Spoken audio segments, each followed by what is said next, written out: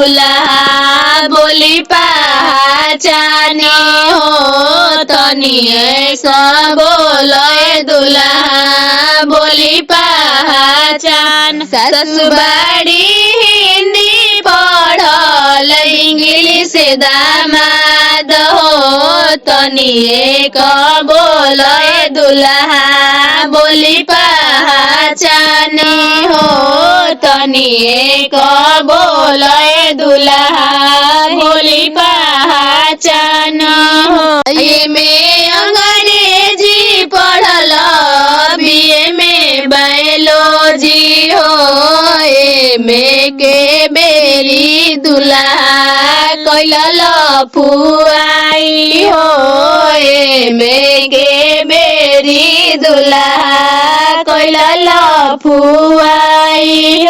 आइए में अंग्रेजी पढ़ल बीए में बायोलॉजी हो ए में के बेरी दुल्हा कैल फुआई हो ए में के बेरी दुल्हा कैल फुआई हो।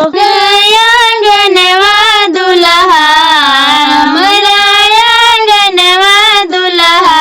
अकेले काहे अइला हो मम्मी लेके अइत दुल्हा पापा लेके जइत हो मम्मी लेके अइत दुल्हा पापा लेके जइत हो।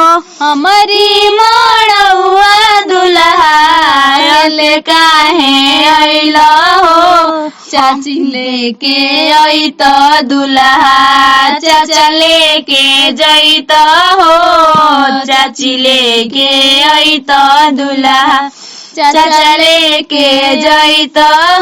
हमारी मड़ौआ दुल्हा अकेले काहे अइला हो दीदी लेके अइत सुंदर बर जीजा लेके जइत हो दीदी लेके अइत सुंदर बर जीजा लेके जइत।